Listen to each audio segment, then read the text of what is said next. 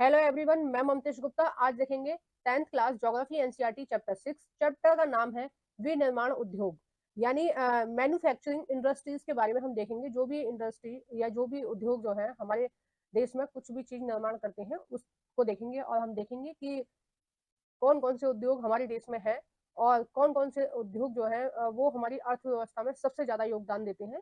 ठीक है। और कौन सा उद्योग कितना हमें रोजगार दे रहा है, कितनी जॉब दे रहा है, वो सारी चीजें हम देखेंगे और किस तरह से उद्योग काम करते हैं। ठीक है। और इससे पहले मैं आपको बताना चाहती हूँ कि अगर आपने 1 से लेकर 5 तक इसके चैप्टर्स नहीं देखे हैं ज्योग्राफी के, तो मैंने इसी वीडियो के डिस्क्रिप्शन में 2 प्लेलिस्ट की लिंक डाल रखी है। एक में थ्योरी वाले सारे चैप्टर्स कवर कराए गए हैं एसएसटी के, और दूसरे में एसएसटी के एमसीक्यू मैंने कराए हैं। तो आपको एमसीक्यू या थ्योरी जो भी देखना है आप उन दोनों प्लेलिस्ट पर क्लिक कर देख सकते हैं। ठीक है। आइए देखते हैं। और हाँ, अगर आपके छोटे बहन भाई हैं जो एसएसटी पढ़ना चाहते हैं, तो मैंने 6, 7 और 8 क्लास की हिस्ट्री, ज्योग्राफी और पॉलिटिकल साइंस एनसीईआरटी पूरी तरह से कंप्लीट करा दी है। उसे भी आप मेरा यूट्यूब चैनल ओपन कर प्लेलिस्ट वाले ऑप्शन पर क्लिक कर देख सकते हैं, आपको जिस भी क्लास की देखनी हो। तो आइए हम शुरू करते हैं। अब देखिए, चैप्टर यहाँ से शुरू है। दिवाली के अवसर पर हरीश अपने माता पिता के साथ बाजार गया। उन्होंने उसके लिए कपड़े और तथा जूते खरीदे। उसकी माँ ने बर्तन, चीनी, चाय व मृदा के दीपक यानी कि मिट्टी के दिए खरीदे। हरीश ने देखा कि दुकानें अत्यधिक सामान से भरी हुई हैं, यानी कि उन दुकानों पर बहुत ज्यादा सामान था। चीजों को इतनी अधिक मात्रा में देखकर वह हैरान था। उसके पिता ने समझाया कि जूते, कपड़े, चीनी आदि बड़े उद्योगों में मशीनों द्वारा बनाए जाते हैं। ठीक है। छोटे उद्योगों में बर्तन बनाए जाते हैं और दीपक जैसी चीजें आम व्यक्तिगत तौर पर बनाई जाती हैं। तो उसके पिता ने बताया कि जो दीपक वगैरह हैं या कुछ मिट्टी के बर्तन हैं या मिट्टी के खिलौने टाइप के जो कुछ चीजें हैं, वो छोटे उद्योगों में बनाई जाती हैं, जबकि जूते, कपड़े, चीनी बड़े उद्योगों में बनाए जाते हैं। ठीक है। आइए हम नेक्स्ट देखते हैं। कच्चे पदार्थ को मूल्यवान, देखो ये इंपॉर्टेंट है, आप ध्यान रखना ये पूरी लाइन। कच्चे पदार्थ को मूल्यवान उत्पाद में परिवर्तित कर अधिक मात्रा में वस्तुओं के उत्पादन को विनिर्माण कहते हैं। ठीक है। आपको समझ आ रहा है ना कि विनिर्माण किसको कहते हैं? कच्चे माल को उत्पादित माल में तैयार करना, उसको क्या बोलते हैं? विनिर्माण बोलते हैं। अब जैसे, क्या आप जानते हैं कागज लकड़ी से बनता है? जो हिमालय में लकड़ियां पाई जाती है ना, हिमालय में जो पेड़ होते हैं, उन वो बहुत सॉफ्ट होते हैं। ठीक है। और लाइट वेटेड होते हैं। तो उनसे क्या बनाया जाते हैं? कागज बनाए जाते हैं। चीनी गन्ने से प्राप्त होती है। जो शुगर केन होता है, जो आपके कृषि द्वारा उत्पादित किया जाता है। गांव देहात के हो तो आप जानते होंगे गन्ना क्या होता है। गन्ने का रस इकट्ठा किया जाता है बड़ी बड़ी फैक्ट्रियों में, और फिर गन्ने के रस से चीनी बनाई जाती है, या गुड़ भी बनाया जाता है, खांड भी बनाई जाती है, शक्कर भी बनाई जाती है। ठीक है। अलग अलग चीजें बनाई जाती हैं, और ये सारी चीजें गन्ने से ही बनाई जाती है। लोहा इस्पात, लोह अयस्क से, देखो लोहा या इस्पात जो है वो किससे बनाया जाता है? लोह अयस्क से। अयस्क का मतलब आप समझते हैं, किसी भी खनिज का जो कच्चा रूप होता है, कच्चा यानी कि जो बिल्कुल शुरुआती तौर पर प्रकृति से हमें प्राप्त होता है, उसको हम अयस्क बोलते हैं। तथा एल्युमिनियम बॉक्साइट से निर्मित होता है। एल्युमिनियम किससे निर्मित होता है? बॉक्साइट से। अब देखो, इन सब की खानों के बारे में हमने पढ़ा था, खनिजों के खानों के बारे में हमने पढ़ा था ना लास्ट चैप्टर में। क्या आप यह भी जानते हैं कि कई किस्म के कपड़े ऐसे रेशों से बनते हैं जो रेशे उद्योग में बनते हैं? ठीक है। अब जो ज्यादातर, जो अगर आप पहले की बात करें तो कॉटन के कपड़े मिलते थे, सूती कपड़े मिलते थे, कॉटन यानी सूती कपड़े मिलते थे, क्योंकि वो जो सूत था वो कैसे तैयार होता था? वो रुई के द्वारा, कपास के द्वारा हमें प्राप्त होता था, और उससे कपड़े बनते थे। लेकिन आज ऐसे बहुत सारे कपड़े बनते हैं जिनके जो रेशे हैं वो कहाँ? उद्योग में तैयार किए जाते हैं। द्वितीय कार्य में लगे व्यक्ति कच्चे माल को परिष्कृत वस्तुओं में परिवर्तित करते हैं। देखो, प्राथमिक श्रेणी किस में आती है? अगर अर्थव्यवस्था की दृष्टि से हम देखें तो प्राथमिक जो कार्य हैं या क्रियाएं हैं वो किस में आती हैं? वो कृषि से रिलेटेड। कृषि और मत्स्य पालन यानी कि मछली पकड़ना, और मुर्गी पालन, ये जो कार्य है या कृषि में कुछ भी चीज उगाई जा रही है, वो आती है प्राथमिक के अंतर्गत, प्राथमिक क्रियाओं के अंतर्गत। द्वितीय क्रियाओं में क्या होता है? जो प्राथमिक क्रियाओं से चीजें रॉ मटेरियल लेते हैं। ठीक है। जो प्राथमिक क्रियाओं से रॉ मटेरियल लेते हैं यानी कच्चा माल लेते हैं, और उसको किस में कन्वर्ट कर देते हैं? किसी चीज में कन्वर्ट कर देते हैं। जैसे प्रथम श्रेणी से हमने दूध लिया, उसका हमने मावा बना के मार्केट में बेच दिया, तो ये भी क्या हो गया? एक तरह से मैन्युफैक्चरिंग हो गई है ना। उद्योग से हमने काम किया। उद्योग द्वारा हमने क्या किया? उसको पनीर बना दिया। पनीर पैकेटों में बिकता है, आपने देखा होगा। और दही या पैकेट में हमने दूध की पैकेटिंग की और उसको बेच दिया। तो ये किसके अंतर्गत आएगा, द्वितीय क्रियाओं के अंतर्गत आएगा। या फिर हमने गन्ना खरीदा, प्राथमिक क्रियाओं से क्या खरीदा, गन्ना खरीदा, और हमने द्वितीय क्रियाओं में क्या किया, उस गन्ने से चीनी बना दी। तो किसी भी चीज को हम जब बना रहे हैं बेचने के लिए, तो वो किस में आएगा, हमारी द्वितीय क्रियाओं में आएगा। ठीक है, तो ये आपको ध्यान रखना है, कई बार एग्जाम में पूछा जाता है कि द्वितीय क्रियाओं के अंतर्गत कौन कौन सी चीज आएंगी, प्राथमिक क्रियाओं के अंतर्गत कौन कौन सी चीज आएंगी। प्राथमिक क्रियाओं के अंतर्गत मैंने आपको बता दिया, कृषि आएगी, और आपका मत्स्य पालन आएगा, मुर्गी पालन आएगा, खनन आएगा। ठीक है, अब प्राथमिक क्रियाओं की चीजों का यूज हम किस में करते हैं, द्वितीय क्रियाओं में करते हैं। ठीक है, और तृतीय क्रियाओं में क्या आता है, तृतीय क्रियाओं में आता है ये आपका जो कोई बैंक के कर्मचारी हैं, बैंकिंग व्यवस्था है, परिवहन है, ये सारी चीजें आती हैं तृतीय क्रियाओं में। परिवहन है ना, ये सारी आती हैं तृतीय क्रियाओं में। आइए नेक्स्ट देखते हैं, स्टील, कार, कपड़ा उद्योग, बेकरी तथा पेय पदार्थ संबंधी उद्योगों में लगे श्रमिक इसी वर्ग से आते हैं। कुछ व्यक्ति सेवाएं प्रदान करने में रोजगार पाते हैं। अब देखो, इन सब फैक्ट्रियों में, इन सब उद्योगों में कोई तो काम करता ही होगा, तो उसको क्या मिल रहा है, रोजगार मिल रहा है। इस अध्याय में हम द्वितीय क्रियाओं के अंतर्गत विनिर्माण उद्योग के विषय में पढ़ेंगे। किसी देश की आर्थिक उन्नति विनिर्माण उद्योग के विकास से मापी जाती है। ठीक है, अब देखो, जिस देश में जितने ज्यादा उद्योग होंगे, जितना ज्यादा सामान तैयार किया जा रहा है ना, उतने ही ज्यादा लोगों को काम मिलेगा। अब ज्यादा से ज्यादा लोगों को अगर काम मिलेगा, तो सब लोगों के पास पैसे आएंगे, तो उस देश की जो प्रगति है वो दिन दुगनी रात चौगुनी बढ़ती रहेगी। उद्योग रीढ़ की हड्डी होते हैं, किसकी, किसी भी देश के विकास की। इसलिए जो हमारी पंचवर्षीय योजना शुरू हुई उसके बाद में, आजादी के बाद में, 1950 के बाद में, तो उनमें उद्योगों पर बहुत ज्यादा जोर दिया गया। उसकी मेन वजह यही था कि देश में ज्यादा से ज्यादा लोगों को रोजगार मिले। और हमारे देश के जो अर्थशास्त्री थे उस टाइम के, स्वतंत्र भारत के, तत्कालीन स्वतंत्र भारत के, वो चाहते थे कि केवल कृषि पर निर्भर ना रहा जाए, हमारे पास और भी चीजें होनी चाहिए, कि अगर फसल खराब हो गई तो ऐसा ना हो पूरे देश की इकोनॉमी बिल्कुल ठप हो जाए। अगर अलग अलग चीजों में लोग रहेंगे, जैसे आपके घर में 4 मेंबर हैं, 2 कृषि में लगे हुए हैं, ठीक है, एक कहीं बाहर जॉब कर रहा है, दूसरा कहीं ट्यूशन पढ़ा रहा है। तो अब अगर कृषि का काम खराब हो गया, इस साल कृषि बिल्कुल बेकार हो गई, तो कम से कम वो दोनों जो लोग हैं जो अलग अलग क्षेत्रों में काम कर रहे हैं, वो खर्चा चला देंगे, ट्यूशन वाला खर्चा चला देगा, या फिर किसी फैक्ट्री में कहीं काम कर रहा है वो चला देगा। मान लो फैक्ट्री का काम बंद हो गया, नहीं है अब जरूरत उस माल की, तो कृषि वाला खर्चा चला देगा घर का, या फिर जो ट्यूशन चला रहा है वो वाला। मान लो बच्चों ने इस साल पढ़ाई कम की, या फिर उन्हें ट्यूशन की जरूरत नहीं हुई, किसी भी कारण से उसका काम नहीं चला, तो बाकी के 2 चला देंगे। तो देश को हम एक ही चीज पर डिपेंड नहीं रख सकते, हमें देश को डिफरेंट डिफरेंट चीजों में रखना पड़ेगा, ताकि हमारे देश की जो अर्थव्यवस्था है वो सरपट भागे। ठीक है, तेज स्पीड से चलती रहे, उसके लिए हमें विनिर्माण पर, और सबसे अच्छा होता है जो तीसरा फेस होता है, जो तृतीय क्रिया होती है ना, उनमें जितने ज्यादा लोग संलग्न हैं, जितने ज्यादा लोगों के पास जॉब है उस देश में, उस देश की प्रगति उतनी ही ज्यादा होती है। ठीक है, तो सबसे कम जो होना चाहिए व्यक्तियों को, वो कृषि में होना चाहिए, क्योंकि कृषि काफी हद तक हमारे देश में प्रकृति पर निर्भर है। ठीक है, प्रकृति की हवा, धूप और बारिश पर निर्भर है। नेक्स्ट हम देखते हैं विनिर्माण का महत्व। अब विनिर्माण का क्या क्या महत्व है, यानी कि उद्योगों का क्या महत्व है हमारे देश में। विनिर्माण उद्योग सामान्यतः विकास की तथा विशेषतः आर्थिक विकास की रीढ़ समझे जाते हैं। अब क्यों समझे जाते हैं, मैंने बता दिया, रीढ़ की हड्डी क्या काम करती है, हमें सीधा खड़े होने में, बैठने में हेल्प करती है। ठीक है, आपको पता है जो आपकी बैकबोन है वो किस काम आती है, सीधा बैठने में और खड़ा होने में रीढ़ की हड्डी काम करती है। उसी तरह से एक देश का पूरा सिस्टमेटिक तरीके से, बढ़िया तरीके से चलता रहे, उसके लिए उद्योग क्या होते हैं, रीढ़ होती है ना। अगर देखो हमारे देश में चीनी नहीं बनाई जाएगी, तो हम क्या करेंगे, अपने गन्ना को दूसरे देश में बेचेंगे, और वही लोग क्या करेंगे, हमारे गन्ने से ही चीनी बना के हमें बेच देंगे। हमारे गन्ने को खरीदेंगे 2 रुपए किलो में, और चीनी हमें देंगे 50 रुपए किलो में, है ना।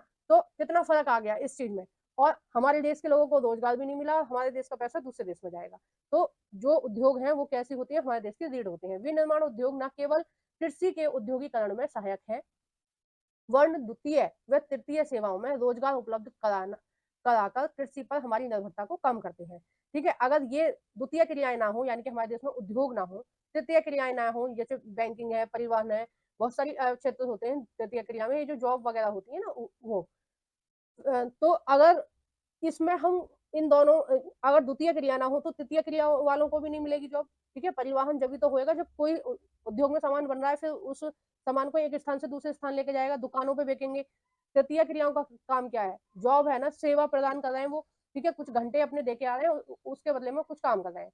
तो जब तक द्वितीय क्रियाएं काम नहीं करेंगी, तो हमारा जो प्राथमिक क्रिया यानी कि जो कृषि का रॉ मटेरियल है, जो हमारी फसल है, वो हमारे देश के काम कैसे आएंगी। फिर जो द्वितीय क्रिया, अगर हमारे देश में उद्योग नहीं होंगे तो परिवहन की हमें ज्यादा जरूरत नहीं होगी। तो फिर जो भी काम हो रहा है हमारे देश में, हर काम कोई ना कोई व्यक्ति कर रहा है और किसी ना किसी व्यक्ति को उसके बदले पैसे मिल रहे हैं, है ना। और पैसे मिल रहे हैं तो उसका घर परिवार चल रहा है। तो जब सबके घर परिवार विकास कर रहे हैं तो देश विकास कर रहा है। तो इसके लिए क्या जरूरी है, हम किसी भी देश में उद्योगीकरण होना बहुत ज्यादा जरूरी है। थर्ड है इसमें, देश में औद्योगिक विकास बेरोजगारी तथा गरीबी उन्मूलन की एक आवश्यक शर्त है। भारत में सार्वजनिक तथा संयुक्त क्षेत्र में लगे उद्योग, सार्वजनिक यानी कि कुछ जो उद्योग हैं वो सरकार द्वारा बनाए लगाए गए हैं, और कुछ उद्योग जो हैं वो संयुक्त हैं। ठीक है, इस विचार पर आधारित है। जनजाति तथा पिछड़े क्षेत्रों में उद्योगों की स्थापना का उद्देश्य भी क्षेत्रीय असमानता को कम करता है।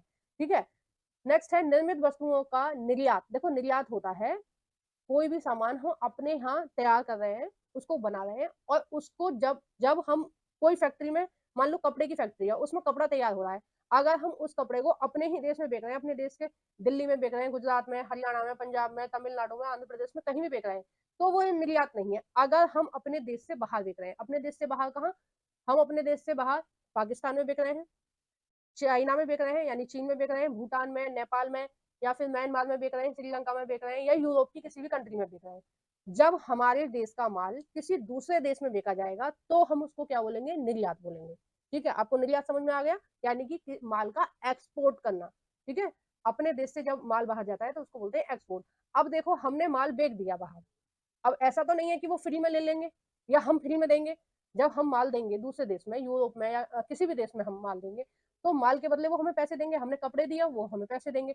तो पैसे आए ना हमारे घर में, हमारे देश में आए, यानी कि कहीं ना कहीं देश स्ट्रांग होगा तो हम लोग स्ट्रांग होंगे। एक ही बात है, हम लोग स्ट्रांग होंगे तो देश स्ट्रांग होगा, और देश स्ट्रांग होगा तो हम स्ट्रांग होंगे, है ना। तो पैसा तो वो हमारे देश में आया, तो निर्यात से भी हमें क्या होता है, हमारी अर्थव्यवस्था जो है वो अच्छी हो जाती है। अर्थव्यवस्था अच्छी होने का मतलब है कि देश में पैसा आ जाता है, देश में समृद्धि आ जाती है।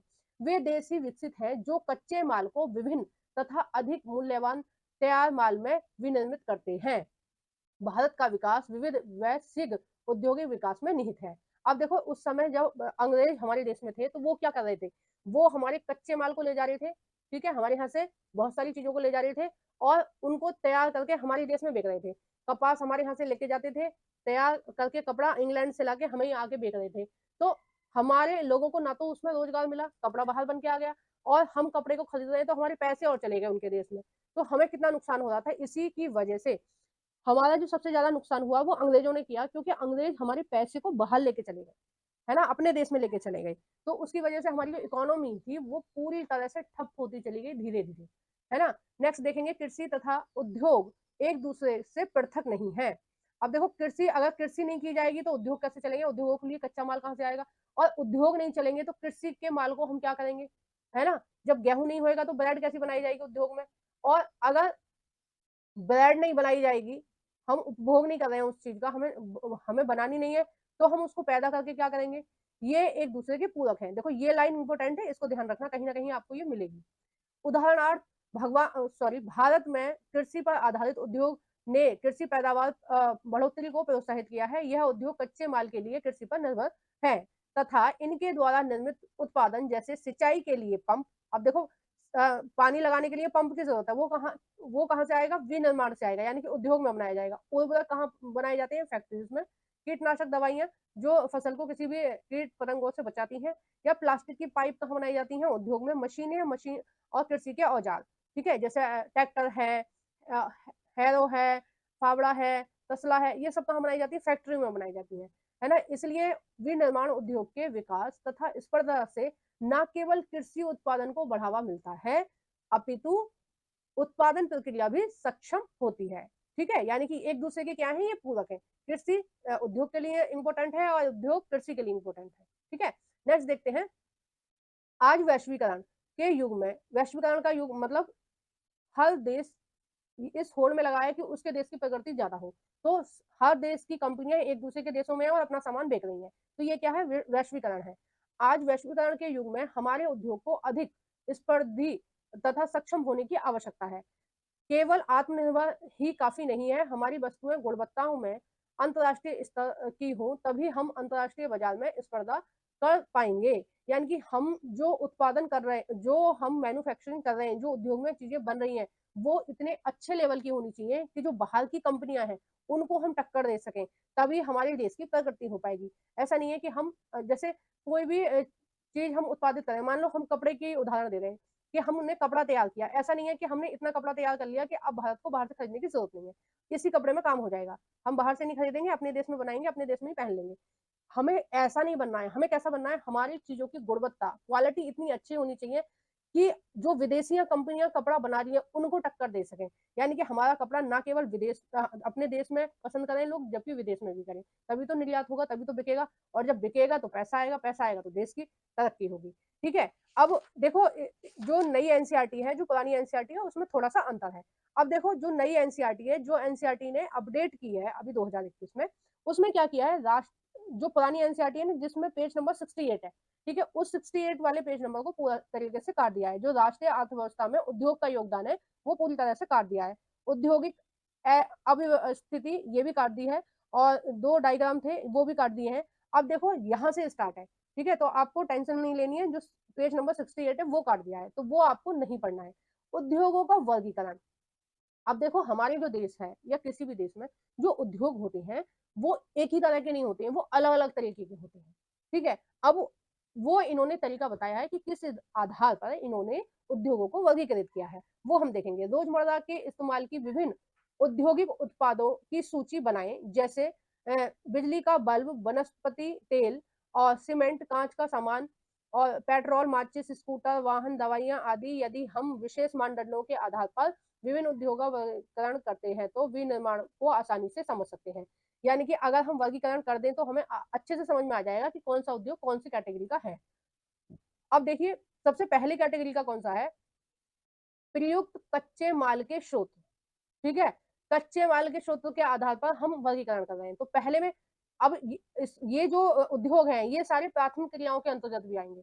ठीक है, कच्चे माल वाले प्राथमिक क्रियाओं के अंतर्गत भी आएंगे। अब देखो कृषि आधारित, कृषि आधारित कौन से हैं, प्राथमिक क्रियाओं से जो रिलेटेड है, सूती वस्त्र, ठीक है, ऊनी वस्त्र, है ना, ऊन कहाँ से लेते हैं हम, भेड़ से। भेड़ पालन, भेड़ पालन क्या है, प्राथमिक स्रोत, प्राथमिक क्रियाओं के अंतर्गत आएगा, और उससे हम क्या बना रहे हैं, ऊन।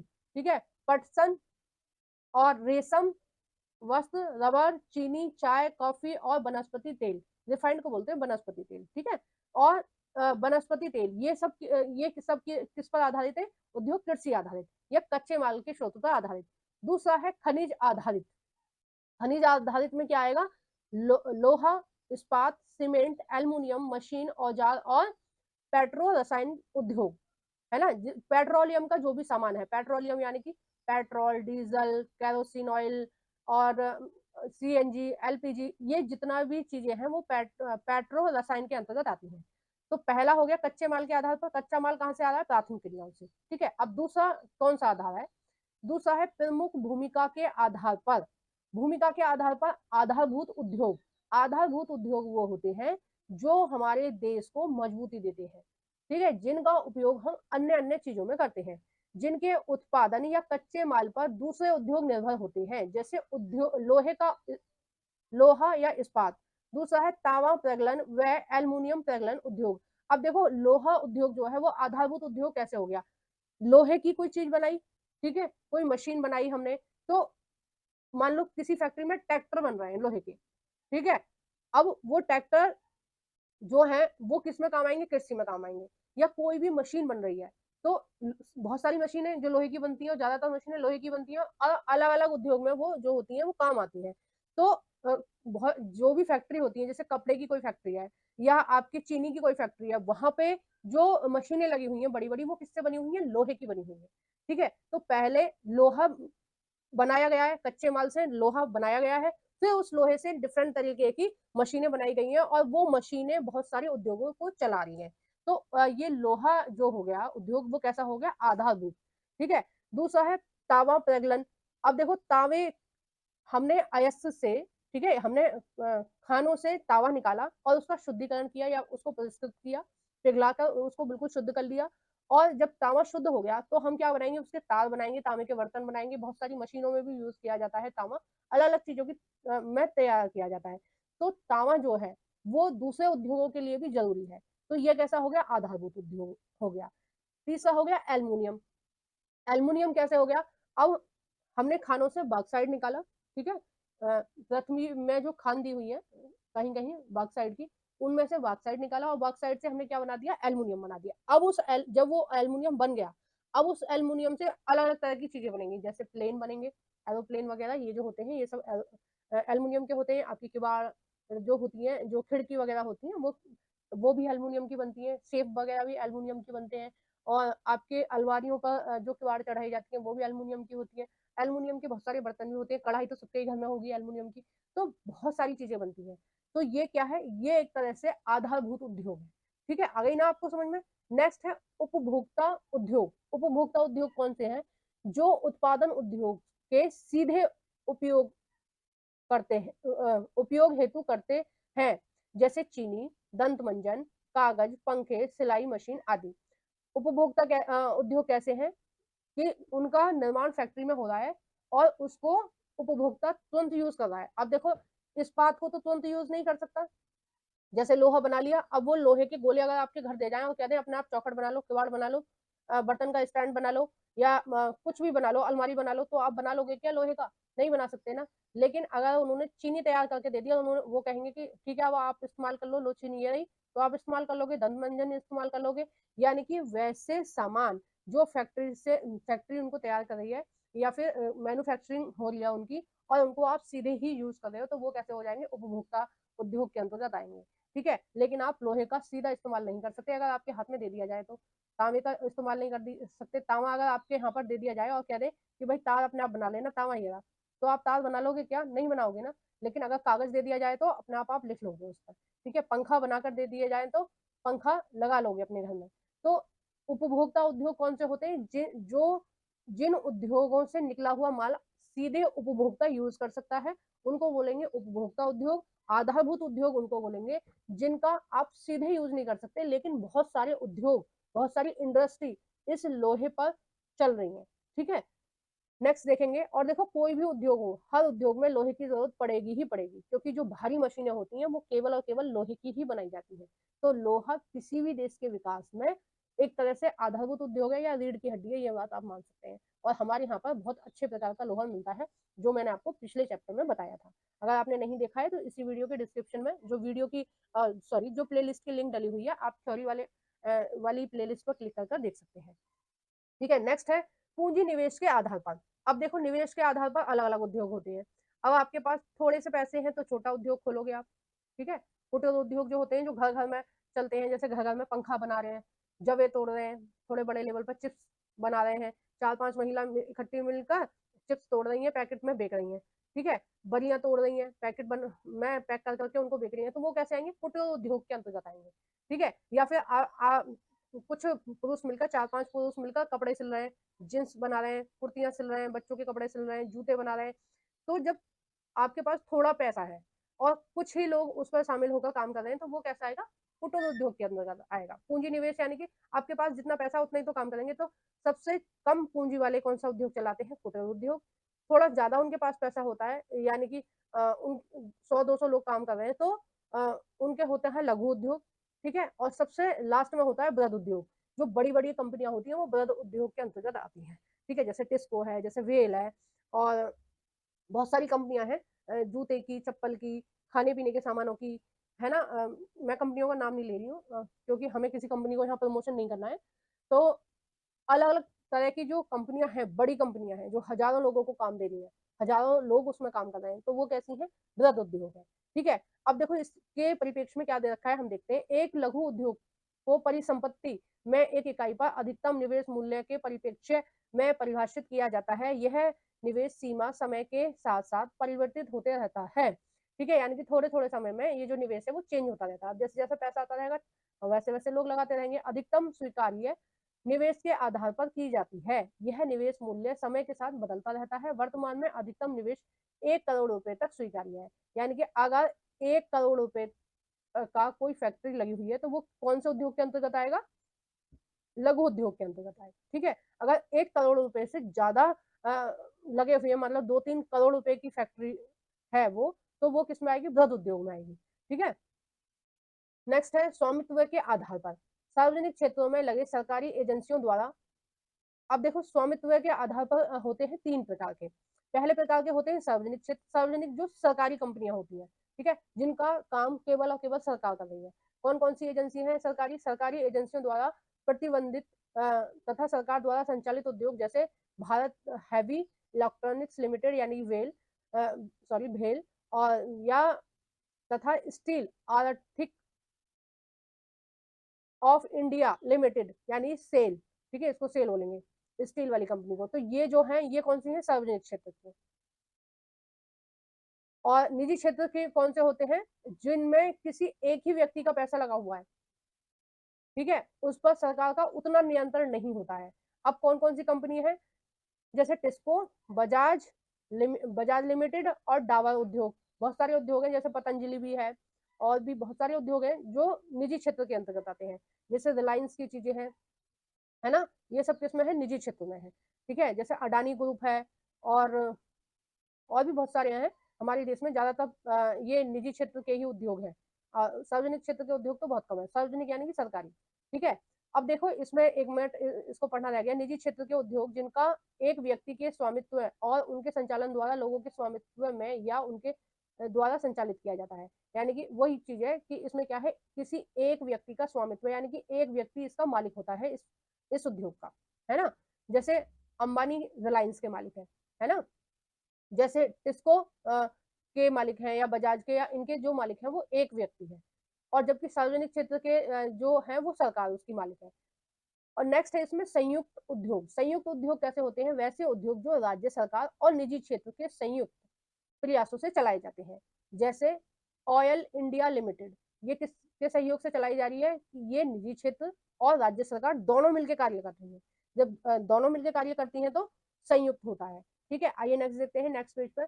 सरकारी उद्योग जिनका स्वामित्व कच्चे सहकारी सहकारी उद्योग कैसे होता है? जिनका स्वामित्व कच्चे माल की पूर्ति करने वाले उत्पादकों, श्रमिकों या दोनों के हाथों में होता है।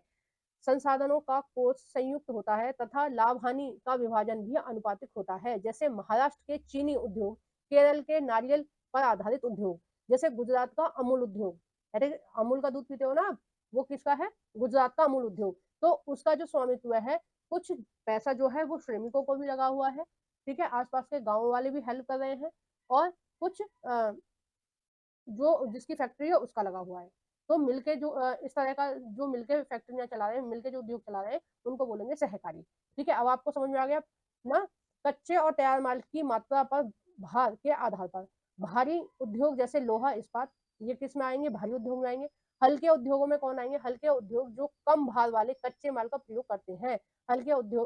हल्के माल का उत्पादन करते हैं, जैसे विद्युत उद्योग, है ना, जो कम कच्चे माल का मतलब लिमिटेड सामान का वो करते हैं उपभोग, ठीक है, मतलब इस्तेमाल करते हैं। तो ये इसके आधार पर है। अब देखो एक बार हम रिपीट कर लेंगे। कच्चे माल के आधार पर इन्होंने वर्गीकृत किया था उद्योग का, ठीक है। कच्चा माल कहाँ कहाँ से लेते हैं हम? कृषि से और खनिजों से, ठीक है, खनिज आधारित। दूसरा इन्होंने किया था प्रमुखता की भूमिका के आधार पर, उसमें क्या था? आधारभूत, यानी कि जो देश की रीढ़ की हड्डी है, और उपभोग के आधार पर, ठीक है। दूसरा इन्होंने किया था पूंजी के निवेश के आधार पर, लघु उद्योग आया था उसमें। लघु उद्योग इन्होंने दिया नहीं है, लघु उद्योग, कुटीर उद्योग, लघु उद्योग और बृहद उद्योग, 3 उद्योग आने चाहिए। नेक्स्ट है इसमें स्वामित्व के आधार पर। स्वामित्व के आधार पर कौन सा आएगा? सार्वजनिक यानी सरकारी, निजी यानी कोई एक व्यक्ति या व्यक्तियों का एक ग्रुप उसका मालिक होता है, संयुक्त यानी राज्य सरकार और निजी जो राज्य सरकार या कोई कुछ व्यक्ति मिलकर उद्योग करते हैं उसको बोलते हैं संयुक्त। और ये जो सहकारी उद्योग होता है ये क्या होता है? स्वामी कच्चे माल की पूर्ति करने वाले उत्पादक श्रमिकों या दोनों के हाथों में इसका जो बागडोर होती है सहकारी उद्योग होती है, ठीक है।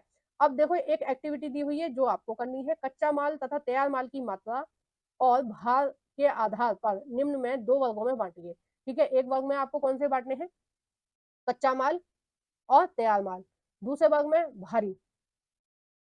जो कच्चा माल है वो तो हल्का ही रहेगा, जो तैयार माल है और भारी है वो अलग में आएगा, ठीक है। तो ये एक्टिविटी आपको करनी है। नेक्स्ट देखेंगे कृषि आधारित उद्योग, ठीक है। अब हम थोड़ा सा स्पीड से चलेंगे क्योंकि काफी हमें देर हो गई है और हमें जल्दी से ये चैप्टर निपटाना है। कृषि आधारित उद्योग सूती वस्त्र, पटसन, रेशम, ऊनी वस्त्र, चीनी तथा वनस्पति तेल आदि उद्योग कृषि से प्राप्त कच्चे माल पर आधारित होते हैं, ये आपको पता ही है। ठीक है, अब नेक्स्ट इसमें दे रखा है वस्त्र उद्योग। भारतीय अर्थव्यवस्था में वस्त्र उद्योग का अपना अलग महत्व है, क्योंकि इसका उद्योग उत्पादन में महत्वपूर्ण योगदान देता है। देश का यह अकेला उद्योग है जो कच्चे माल से उच्चतम अतिरिक्त मूल्य उत्पादक तक की श्रृंखला में परिपूर्ण तथा आत्मनिर्भर है। ठीक है, कपड़ा उद्योग जो है हमारे देश में वो कैसा है, वो सबसे अच्छे प्रकार का उद्योग है, और ये पूरी तरह से आत्मनिर्भर है। आत्मनिर्भर है मतलब रुई भी हमारे यहाँ पे उगाई जा रही है, और सूत भी हमारे यहाँ पर काटा जा रहा है, फिर उससे कपड़ा भी हमारे यहाँ पे तैयार किया जाता है, और उस कपड़े से भी तैयार कुर्तियां वगैरह, सूट वगैरह, ये सब बना के, जींस टॉप ये सब बना के मार्केट में बेची जाती हैं। तो पूरी तरह से आत्मनिर्भर है। ठीक है, इसमें किसी की कोई हेल्प की जरूरत नहीं है वस्त्र उद्योग में। अब देखो नेक्स्ट है सूती वस्त्र उद्योग। प्राचीन भारत में सूती वस्त्र हाथ से कताई तथा हथकरघे बुनाई तकनीकों से बनाए जाते थे। देखो हमारा देश जब तक आजाद हुआ है उस टाइम तक भी हमारे देश में करघों से चलता था। अगर हम पुराना झंडा देखें अपने देश का, जो आजादी से पहले का था, ठीक है, या हम कांग्रेस का झंडा देखें, तो उसमें क्या था, उसमें चरखा था, है ना, चरखा या करघे थे।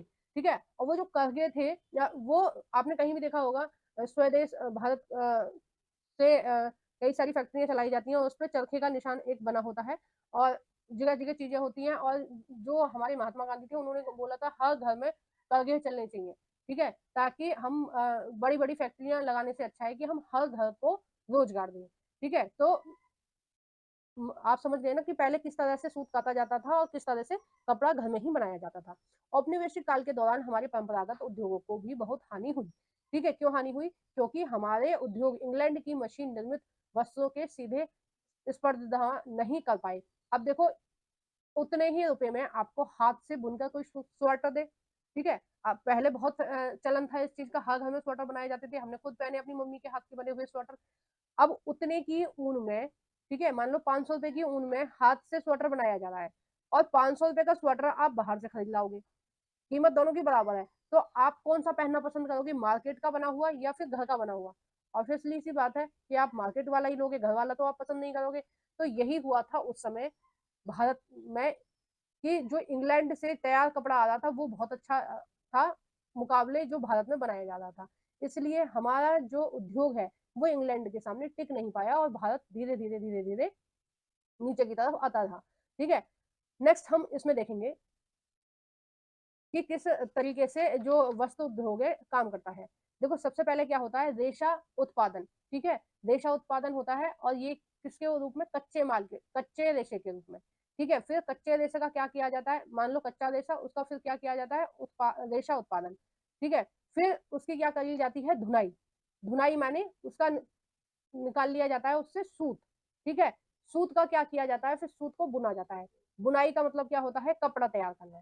ठीक है, अब कपड़ा तैयार हो गया, उसके बाद क्या करी जाएगी, रंगाई या परिष्करण।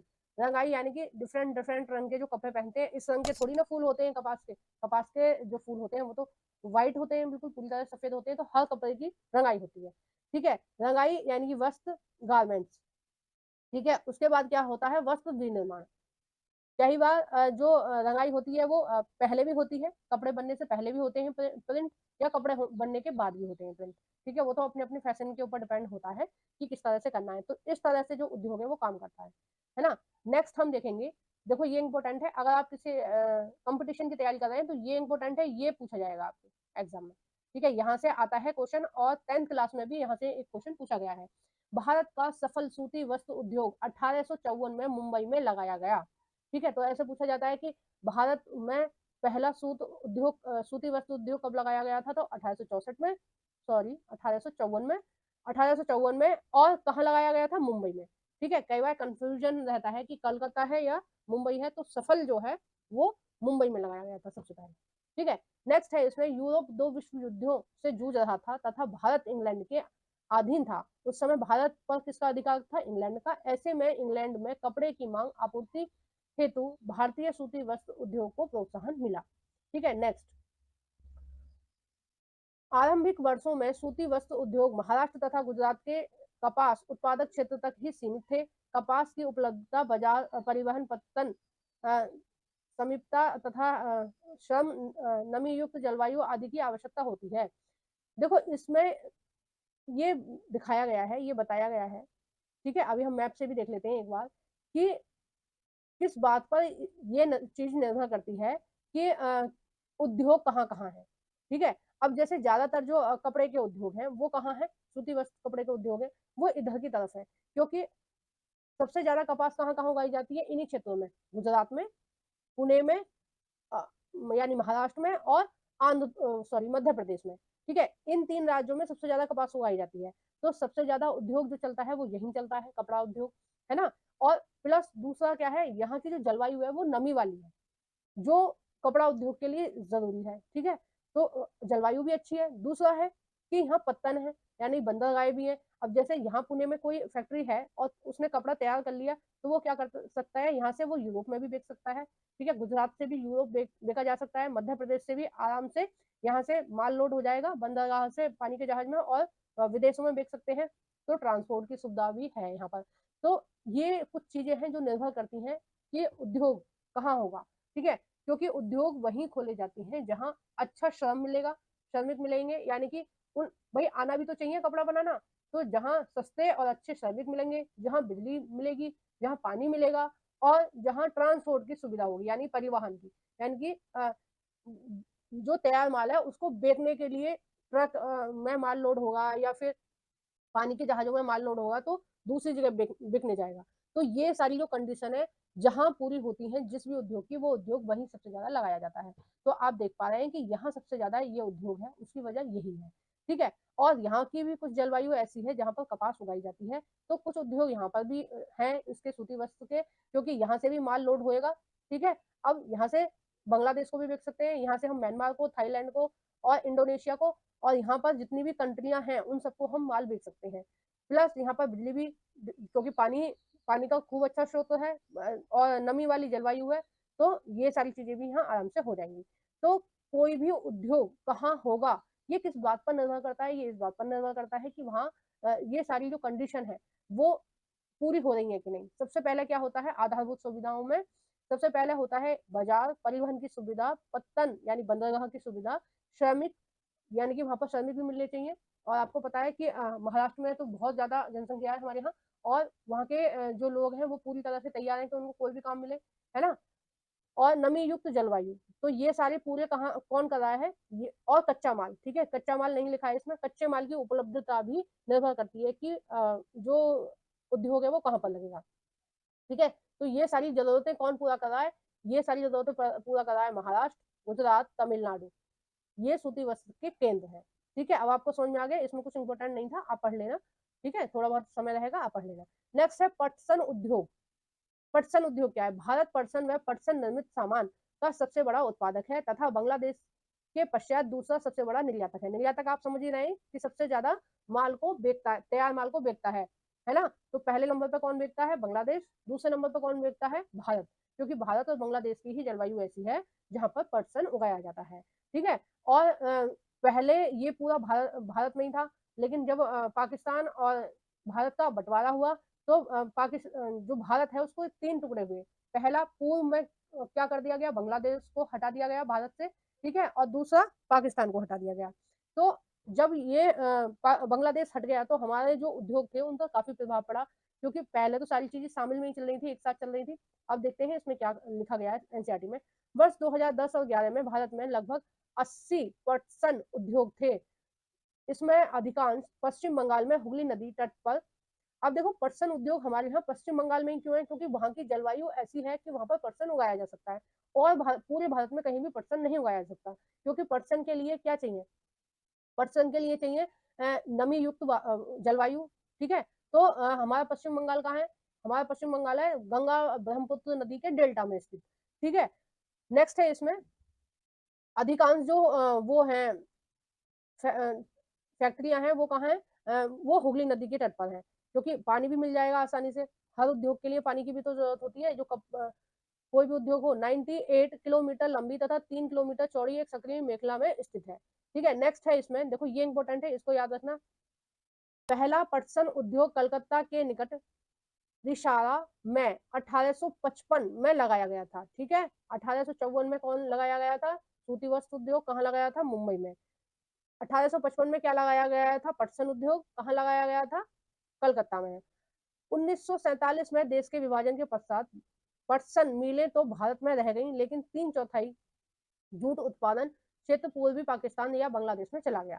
पहले बांग्लादेश को पूर्वी पाकिस्तान बोलते थे। ठीक है, 1971 में भारत की मदद से पाकिस्तान से बांग्लादेश को आजाद करा दिया गया। पहले ये पाकिस्तान का ही भाग था। ठीक है, तो इंदिरा गांधी की सरकार ने 1971 में इसको आजाद कराया है। और आज बांग्लादेश के जो लोग हैं वो हिंदुओं के ऊपर ही अत्याचार कर रहे हैं। ठीक है, भारत विरोधी चीजें गतिविधियां कर रहे हैं, और वो भूल गए हैं कि कहीं ना कहीं भारत की मदद से ही उनका देश आजाद हुआ था। तो होते हैं ऐसे कुछ लोग जो एहसान तो छोड़ो, उन चीजों का सम्मान भी नहीं करते हैं। नेक्स्ट है हुगली नदी तट पर इनके इनके स्थित होने के निम्न कारण है। पटसन उत्पादक क्षेत्र की निकटता, सस्ता जल। ठीक है, मतलब ऐसा क्यों है कि हुगली नदी के पास ही ये जो पटसन उद्योग है वो है? उसका मेन कारण है पटसन उत्पादन क्षेत्र की निकटता। दूसरा है सस्ता जल। ठीक है, परिवहन, सड़क, रेल और जल परिवहन यानी कि बंदरगाह की सुविधा भी उपलब्ध है। कच्चे माल का मीलों तक ले जाने में सहायता होने वाला और कच्चे पटसन को संसाधित करने में प्राचुर जल। ठीक है, मतलब ये सारी जो चीजें हैं ये इसकी वजह से जो पटसन उद्योग है वो कहाँ है? हुगली नदी के आसपास है। ठीक है, नेक्स्ट इसमें दे रखा है कि पश्चिम बंगाल तथा समीपवर्ती राज्य उड़ीसा, बिहार और उत्तर प्रदेश से सस्ता श्रम उपलब्ध हो जाता है। यानी कि अब देखो, बिल्कुल बहुत ज्यादा बेरोजगारी कहाँ पर है? आपके बिहार में है, यूपी में है, उड़ीसा में है। तो यहाँ से लोग भी मिल जाते हैं काम करने के लिए। और पश्चिम बंगाल में भी बहुत बेरोजगारी है, बहुत लोग हैं, आपको बहुत सस्ते सस्ते मिल जाएंगे जो आपको आपका काम कर देंगे। कोलकाता का एक बड़े नगरीय केंद्र के रूप में बैंकिंग, बीमा और जूट के सामान के निर्यात के लिए पत्तन की सुविधा प्रदान करता है। कौन करता है? कोलकाता। ठीक है, नेक्स्ट है आपका चीनी उद्योग। भारत का चीनी उत्पादन में विश्व में दूसरा स्थान है। ठीक है, ये स्थान याद रखना कौन सा स्थान है। लेकिन गुड़ व खालसारी के उत्पादन में इसका पहला स्थान है। गुड़ सबसे पहले नंबर पर कहाँ उत्पादित किया जाता है? भारत में। इस उद्योग में प्रयुक्त कच्चा माल भारी होता है और ढुलाई के लिए इसमें सुक्रोज की मात्रा घट जाती है। चीनी मिलें उत्तर प्रदेश, बिहार, महाराष्ट्र, कर्नाटक में है। ठीक है, अब देखो इन्होंने ये हम दे रखा था, ये हमने देख लिया पूरा मैप कौन सा कहाँ पर है। और ये हमने देख लिया था रेशम कहाँ कहाँ, ये रह गया था, है ना? रेशम कहाँ कहाँ उगाया जाता है? तो ये दक्षिण भारत में सबसे ज्यादा उगाया जाता है। ठीक है, बेंगलुरु में, मैसूर में, कोलार में, इनमें।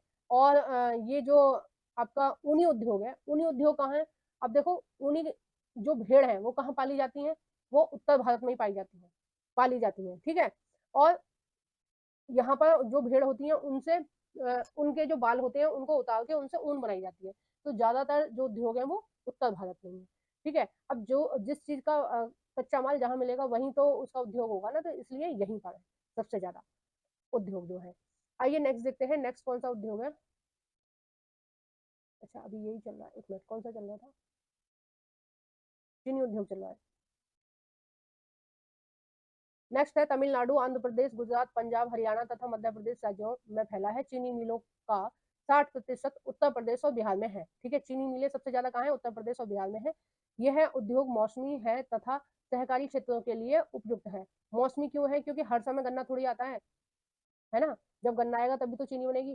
क्या आप बता सकते हैं कि ऐसा क्यों? मौसमी क्यों है? क्योंकि मैंने आपको बता दिया कि हर समय गन्ना नहीं आता।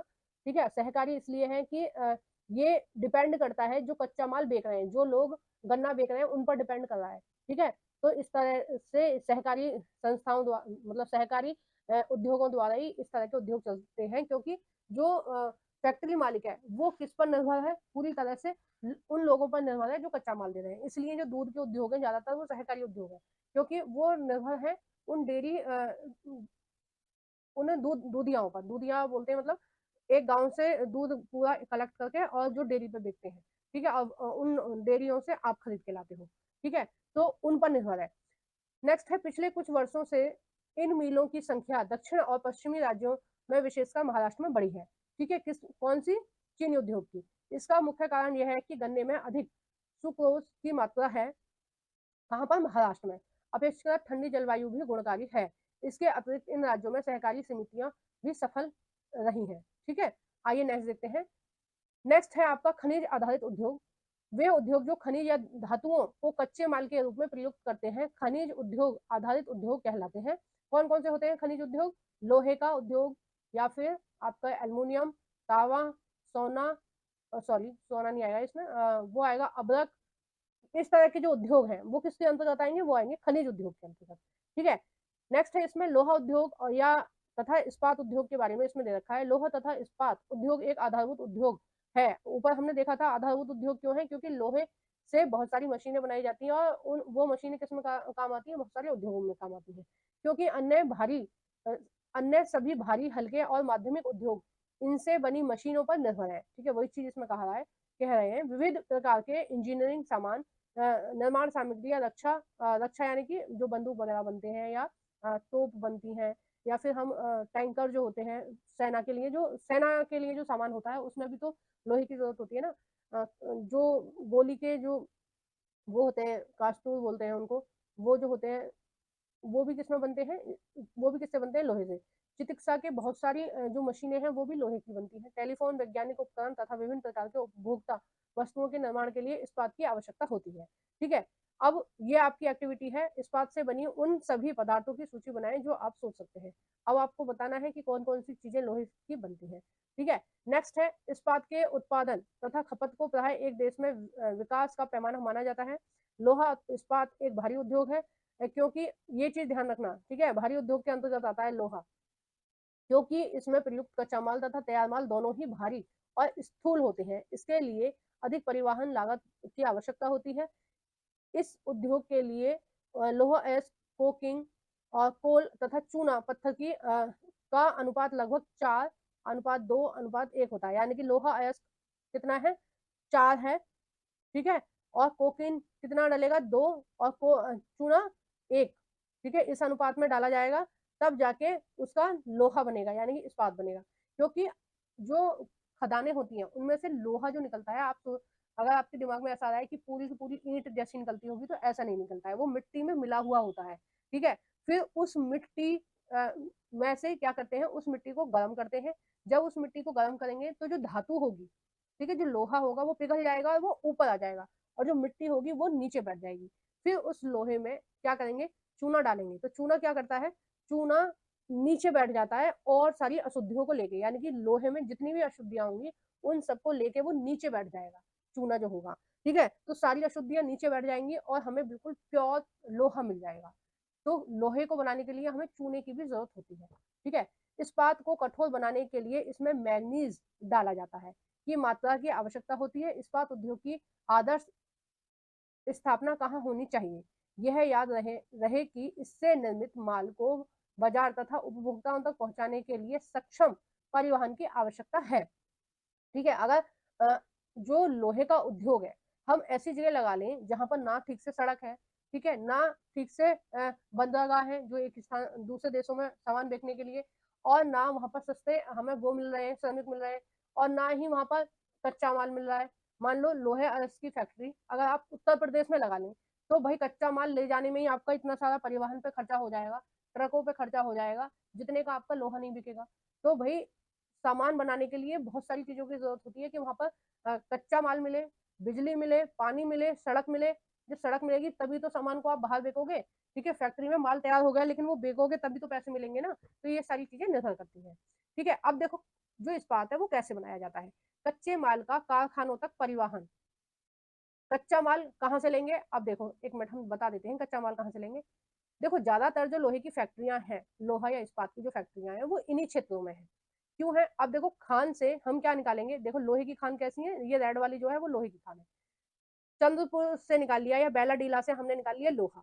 ठीक है, अगर हम फैक्ट्री उत्तर प्रदेश में खोलने लग गए या दिल्ली में हमने कोई फैक्ट्री खोल ली, तो यहाँ से यहाँ तक लाने में हमारा बहुत सारे पैसे खर्च हो जाएंगे। ठीक है, उससे ज्यादा अच्छा क्या है कि ये जो फैक्ट्री खोलनी है हम कहाँ खोल लें? यहाँ कहीं खोल लें। इससे क्या फायदा होगा? अगर हमें विदेश में बेचना है तो यहाँ पर बंदरगाह होगा, यहाँ से बेच देंगे। ठीक है, बिजली पानी भी हमें मिल जाएगा। ठीक है, क्योंकि समुद्र है तो कोई ना कोई नदी यहाँ आ ही रही होगी, तो हम नदी के पानी से क्या बना लेंगे? लाइट बना लेंगे, या ज्वार भाटा से लाइट बना लेंगे, है ना। और पवन चक्की भी लगाई जा सकती है यहाँ, उससे भी लाइट पैदा करी जा सकती है, तो लाइट भी मिल जाएगी। और फिर ये जो राज्य हैं ये कहीं ना कहीं ऐसे राज्य हैं जहाँ पर हमें सस्ता श्रम मिल जाएगा, ठीक है, हमें सस्ते मजदूर मिल जाएंगे। तो इन सब की हमें जरूरत है, और ये सब कहाँ मिलेंगे हमें, या तो हमें मिलेंगे महाराष्ट्र के बिल्कुल इधर वाले इलाकों में, छत्तीसगढ़ के इलाकों में, ठीक है, गोवा में, और आपके मैंगलोर में, ठीक है। ये जो परिस्थितियां हैं जो किसी भी उद्योग के लिए जरूरी है, जहां होंगी वहीं उद्योग लगेगा ना, ठीक है। अब देखो, एक मिनट, ये तो दूसरे लास्ट चैप्टर, एक मिनट पता नहीं क्या कर रहा हूँ, चलो छोड़ो, इसको देखते हैं हम। तो आपको समझ में आ गया ना कि लोहा इस्पात कहाँ लगेगा। अब देखो, वहां से कच्चा माल लिया, ठीक है, खान से हमने क्या निकाली, मिट्टी निकाली जिसमें लोहे के गुण हैं, मतलब लोहे के कण हैं काफी सारे। तो फिर हम क्या करेंगे, उस मिट्टी को लोहे अयस्क का गल जाना, चूना पत्थर एक सहायक खनिज है जिसमें मिलाया जाता है, ठीक है, धातु का मैल हटाया जाता है चूने पत्थर से, है ना। अयस्क को गर्म करने के लिए कोक या की जरूरत होती है, कोक यानी कोयले की जरूरत होती है, ठीक है। अब हमने क्या किया, एक भट्टी में उसको मिट्टी को डाल दिया जिसमें लोहे के कण है, उसको क्या बोलेंगे हम, लोहा अयस्क बोलेंगे। फिर उसमें क्या मिला दिया हमने, हमने मिला दिया उसमें चूना पत्थर, और हमने कोक के ऊपर उसको रख दिया, कोक यानी कोयला हमने जला दिया, ठीक है। उसको गर्म करने के लिए कोयले की जरूरत पड़ेगी ना। नेक्स्ट हम क्या कर रहे हैं, तरल पदार्थ को सांचों में ढाल दिया। अब देखो, लोहा हमें मिल गया, लोहे को हमने क्या किया, उसको हमने सांचों में ढल दिया, और जिससे ढला हुआ लोहा तैयार हो गया, ठीक है। यानी कि लोहे की हमने ईंट बना ली, गोला बना ली, जो भी हमें जिस तरह से हमें चाहिए उस तरह से हमने उसको ढल दिया। उसके बाद क्या किया, इस्पात बनाना। अब क्या किया हमने, ढले लोहे को पुनः गलाकर, अब दोबारा गलाएंगे उसको, ऑक्सीकरण कर अशुद्धियों को हटाकर, तथा मैग्नीज उसमें मिलाएंगे, निकिल क्रोमाइड मिलाकर शुद्ध किया जाता है, ठीक है। ये सारी चीजें मिला के हमने शुद्ध कर लिया उसको। उसके बाद हम क्या करेंगे, उसका धातु को आकार देना। अब हम क्या करेंगे, रोलिंग करेंगे, प्रेसिंग करेंगे, ढलाई करेंगे और गड़ाई करेंगे, मतलब हमें जिस रूप में चाहिए, जैसे सरिया बनानी है, कोई मशीन बनानी है, कोई और कुछ चीजें बनानी है, तो उस रूप में हम ढाल लेंगे। तो आपको पूरा समझ में आ गया लोहा उद्योग, ठीक है। और लोहे उद्योग जो है वो कहाँ कहाँ है आपके, यहाँ है विजयनगर में, भद्रावती में, क्योंकि अभी मैंने पिछले ही आपको मैप में क्या दिखाया कि यहाँ पर ही आपके लोहे की खाने हैं, ठीक है, सेलम में। अब देखो, भद्रावती वाले जो हैं वो कहाँ से लोहा लेते हैं, कहाँ से अयस्क लेते हैं, एक मिनट, एक मिनट बस, मैप पता नहीं आगे चला गया पीछे चला गया, ये है क्या मैप, सुनो जल्दी, नहीं ये नहीं है, दूसरा था, एक सेकंड बस, ये रहा मैप। देखो, भद्रावती जो है वो कहाँ से ले सकती है लोहा, वो चिकमंगलुरु से ले सकती है ना, कुंदमुख से ले सकती है, शिवमोग से ले सकती है, तो आसपास ही है सारे, है ना। यहाँ से वो लोहा ले सकते हैं, लोहा इसके ले सकते हैं, ठीक है। भलाई वाले कहाँ से लेंगे, भलाई या राउल किला वाले कहाँ से लेंगे लोहा एस, एक मिनट, भलाई वाले कहाँ से लेंगे, वो लेंगे बेला डीला से ले लेंगे, ठीक है। और देखिए, जितने भी उद्योग हैं वो कहीं ना कहीं कहाँ लगाए हुए हैं, वो वहीं लगाए हुए हैं जो जहां पर कच्चा माल मिल रहा है, ठीक है, क्योंकि वो भारी उद्योग है और उसका माल ले जाने में ही बहुत सारा परिवहन पर खर्चा हो जाएगा। तो उस खर्चे से बचने के लिए जितने भी उद्योग हैं वो यहीं पर लगाए गए हैं। मैंने आपको खाने भी दिखा दी, देखो खाने यहाँ यहाँ है उन्हीं प्रदेशों में, और उन्हीं प्रदेशों में क्या लगाए हुए, उद्योग लगाए हुए हैं। उसका मेन रीजन क्या है वो मैंने आपको बता दिया, क्योंकि कच्चे माल को ले जाने लाने में ही बहुत दिक्कत हो जाएगी, ऊपर से ट्रांसपोर्ट की भी सुविधा होनी चाहिए। फिर कच्चा वो जो श्रमिक है वो भी हमें मिलने चाहिए सस्ते और कुशल, जो उस काम को जानते हैं, ठीक है। आइए नेक्स्ट देखते हैं, उद्योग के विकास के लिए अधिक अनुकूलित सापेक्षिक परिस्थितियां, जिसमें लौह अयस्क की कम लागत और उच्च कोटि के कच्चे माल की निकटता, सस्ते श्रमिक, बिल्कुल देखो समय यही है ना कि कोई भी उद्योग, लोहा उद्योग या एल्युमिनियम उद्योग या कोई भी उद्योग किस बात पर निर्भर करता है कि कहाँ है। सबसे पहला होता है कि लौह अयस्क की कम लागत, ठीक है, यानी कि कच्चा माल जो है वो कम लागत में हमें पड़े। दूसरा है उच्च कोटि के कच्चे माल की निकटता, यानी कि वो पास में हो, है ना। फिर हमें सस्ते श्रमिक मिलने चाहिए, फिर स्थानीय हमें बाजार मिलने चाहिए जहाँ पर वो माल जो है वो बेचा जाएगा। और परिवहन का इसमें लिखा नहीं हुआ है, नहीं तो एक मजबूत हमें परिवहन चाहिए जिसके वजह से हम अपने माल को फैक्ट्री से बाहर दूसरे दूसरे क्षेत्रों में बेच सकें। नेक्स्ट हम देखेंगे एल्युमिनियम पैरेलल, ठीक है, बताने से रह गई है कि आपका जो आपकी जो ओल्ड एनसीईआरटी है जिसमें पेज नंबर 70 है, ठीक है, और पेज नंबर 68 है, उसमें 68 में पेज नंबर 68 पूरी तरह से इन्होंने काट दिया है न्यू एनसीईआरटी ने, जो अभी चेंज हुआ है थोड़ा सा उसमें। और आपका पेज नंबर 70 का एक पैरा काट दिया है जिसमें भारत जापान को सूती वस्त्र का निर्यात करता है, ये वाला पूरा पैरा काट दिया है इन्होंने। और पेज नंबर 72 वाला भी पूरा पेज काट दिया है, बस छोटा सा ये हेडिंग छोड़ा है इन्होंने, लोहा तथा इस्पात उद्योग। ठीक है, फिर इन्होंने 73 वाला भी पूरा पेज काट दिया है और इसका जो नीचे लास्ट में लिखा था इस्पात निर्माण, बस इसको ही छोड़ा है इन्होंने। और 75 में भी एक पैरा काट दिया है और ये जो ग्राफ दिया था ये भी काट दिया है। तो कुछ चीजें काट दी है, हमें न्यू एनसीईआरटी के अकॉर्डिंग पढ़ना है। उसका रीजन ये है न्यू एनसीईआरटी से पढ़ने का, क्योंकि जो एग्जाम में क्वेश्चन पूछे जा रहे हैं वो भी न्यू एनसीईआरटी से ही पूछे जा रहे हैं, है ना। एग्जामिनर जहां से क्वेश्चन पूछ रहे हैं वो भी न्यू एनसीईआरटी से ही पूछ रहे हैं। और जो आपका सीबीएसई बोर्ड है वो भी आपका न्यू एनसीईआरटी से ही क्वेश्चन पूछेगा, ओल्ड से तो नहीं पूछेगा। तो आपको ओल्ड क्यों पढ़नी है जब आपका एग्जाम में न्यू एनसीईआरटी से ही आएगा। तो अगर आपको नहीं पता चल रहा है तो मैंने आपको बता दिया कौन कौन सा पेज नंबर हटाया है। और अगर आपको कोई भी कंफ्यूजन होता है तो आप एनसीईआरटी की साइट पर जाइए और आप पीडीएफ डाउनलोड कर लीजिए। अगर आप वहां से भी आप नहीं कर पा रहे हैं या आपको नहीं मिल रही है तो आप मुझे कमेंट बॉक्स में बताएं, मैं आपको पूरी की पूरी बुक की पीडीएफ दे दूंगी। आप आराम से उस पीडीएफ को खोलकर पढ़ लेना बुक। ठीक है, तो आपको पता चल जाएगा कौन सा करेक्शन किस चैप्टर में क्या क्या किया गया है। ठीक है, अगर आपके पास नहीं है तो आप मुझे मैसेज कर दे, इसमें कमेंट बॉक्स में बोल देना, मैं आपको भेज दूंगी। मेरा टेलीग्राम चैनल है जीके एनसीईआरटी ममताज गुप्ता, मेरे टेलीग्राम चैनल पर आपको पीडीएफ मिल जाएगी। ठीक है, कमेंट बॉक्स में पर कमेंट करना। ठीक है, जब कमेंट आप करोगे तभी मैं वहां पर भेज पाऊंगी, है ना। अब हम देखते हैं एल्यूमिनियम के बारे में, एल्यूमिनियम प्रगलन के बारे में। भारत में एल्यूमिनियम प्रगलन दूसरा सर्वाधिक महत्वपूर्ण धातु शोधन उद्योग है। यह हल्का, जंग रोधक, ऊष्मा का सुचालक, लचीला व अन्य धातुओं के मिश्रण से अधिक कठोर बनाया जा सकता है। यानी कि इसमें अगर हम दूसरी धातुओं को मिला देंगे तो ये कठोर भी बनाया जा सकता है। हवाई जहाज बनाने में इसका प्रयोग किसमें होता है? हवाई जहाज, जितने भी हवाई जहाज बनाए जाते हैं वो सारे एल्यूमिनियम के बनाए जाते हैं, क्योंकि एल्यूमिनियम कैसी हल्की धातु है।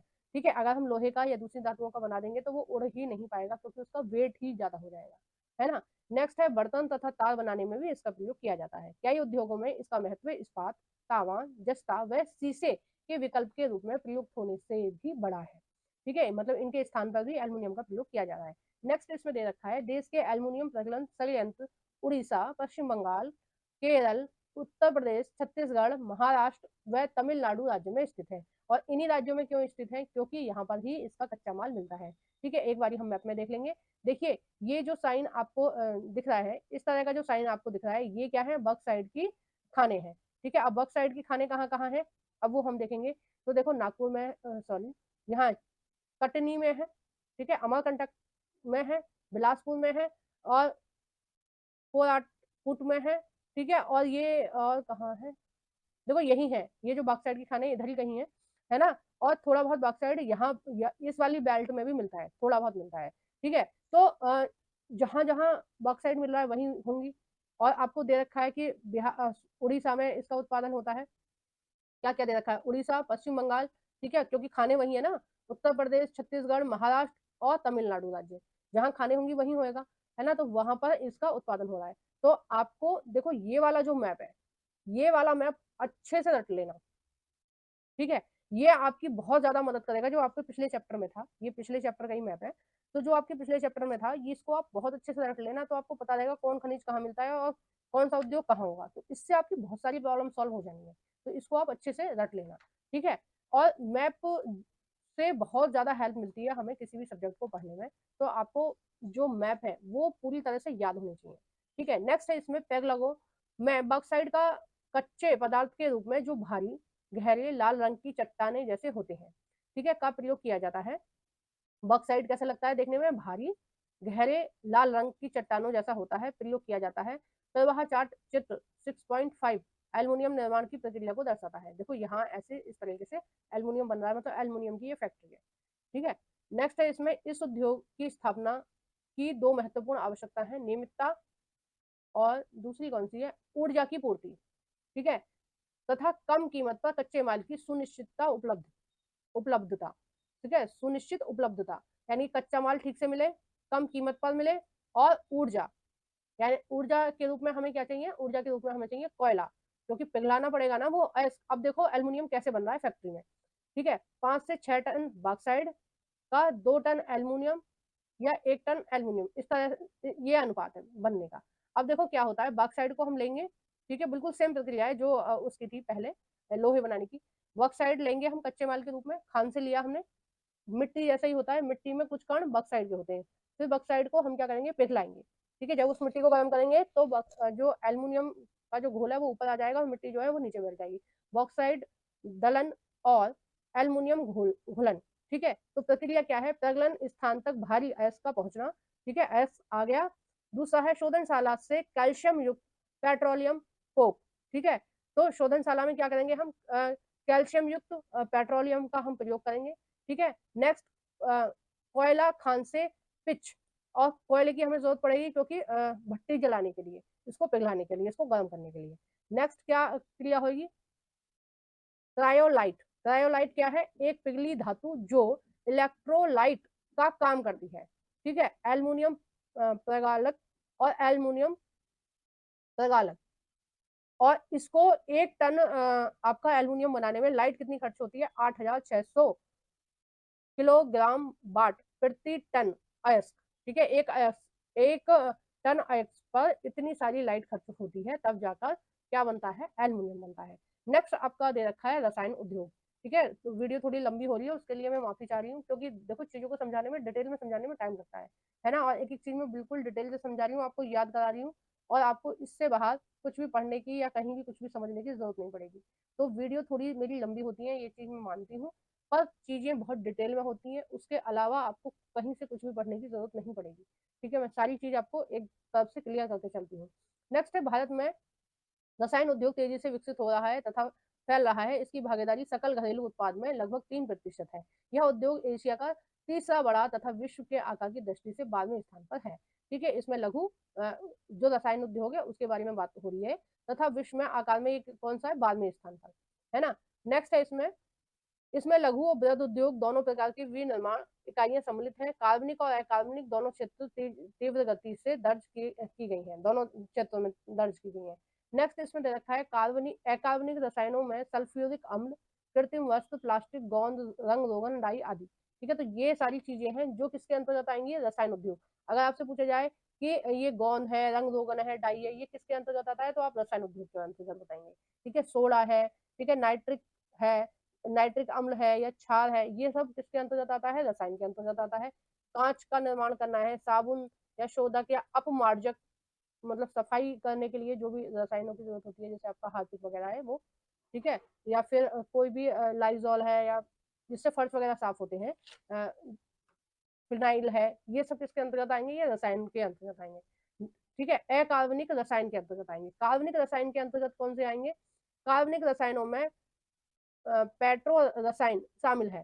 पेट्रो रसायन क्या है, जो पेट्रोलियम क्या होता है, शुरू शुरू में एक गाढ़ा पदार्थ होता है। पेट्रोलियम से बहुत सारी चीजें निकाली जाती हैं, जैसे डीजल है, जैसे आपका पेट्रोल है, जैसे आपका मोम है, जैसे आपका प्लास्टिक है ना, सीएनजी है, एलपीजी है, बहुत सारी चीजें निकाली जाती हैं। तो जो चीजें पेट्रो रसायन से निकाली जाती हैं उनको, जो चीजें पेट्रोलियम से निकाली जाती हैं उनको क्या बोलेंगे, पेट्रो रसायन। ठीक है, अब उसमें क्या क्या है, कृत्रिम वस्त्र भी बनाए जाते हैं उससे, कृत्रिम रबर, प्लास्टिक, रंजक पदार्थ, दवाइयां, औषधि औषधि रसायन के बनने में प्रयोग किए जाते हैं। ठीक है, नेक्स्ट है, इसमें ये उद्योग तेल शोधशालाएं तथा पेट्रो रसायन संयंत्रों के समीप स्थापित होते हैं, है ना। नेक्स्ट है, रसायन उद्योग अपने आप में एक बड़ा उपभोक्ता भी है। आधारभूत रसायन एक प्रक्रिया द्वारा एक रसायन उत्पादन करता है और जिसका उपयोग औद्योगिक अनुप्रयोग, कृषि तथा उपभोक्ता बाजार के लिए किया जाता है। ऐसे ही उत्पादकों की एक सूची बनाए।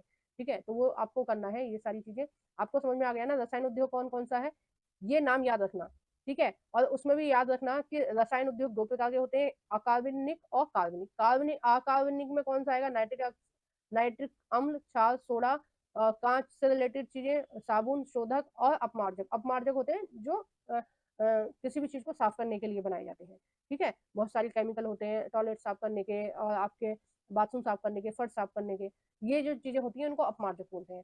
ठीक है, और कास्टिक सोडा ये किसमें आएगा, कार्बनिक में। कार्बनिक में कौन सा आएगा, कृत्रिम रबर, प्लास्टिक, रंजक और दवाइयां, औषधि रसायन, ये सब में, ये किस में आएगा, ये कार्बनिक में आएगा। तो आपको ध्यान रखना कार्बनिक और कार्बनिक में क्या आएगा, ये जो चीजें इंपॉर्टेंट है उन पर ही मैं ज्यादा जोर दे रही हूँ। ठीक है, नेक्स्ट है उर्वरक उद्योग।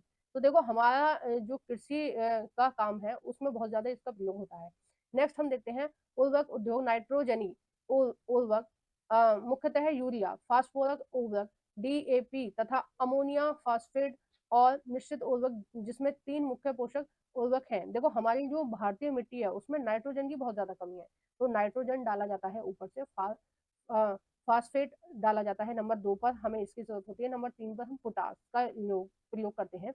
जब हमारी फसल कमजोर होने लगती है तो हमें ऊपर से कुछ पोषक तत्व डालने पड़ते हैं, जिसमें नाइट्रोजन है, ठीक है, फास्फेट है और पोटाश है, ठीक है, क्योंकि इन तीनों की बहुत ज्यादा भारतीय मिट्टी में कमी है। तो इसमें नेक्स्ट कहा गया है, वे उत्पादक क्षेत्रों के इर्द गिर्द केंद्रित हैं। तीसरा, अर्थात पोटास मुख्यतः आयात किया जाता है। ये क्या है, ये दूसरे देशों से मंगाया जाता है, क्योंकि अपने देश में ये होता ही नहीं है ना, तो ये हम क्या करते हैं, हम दूसरे देश से मंगाते हैं। आइए नेक्स्ट देखते हैं।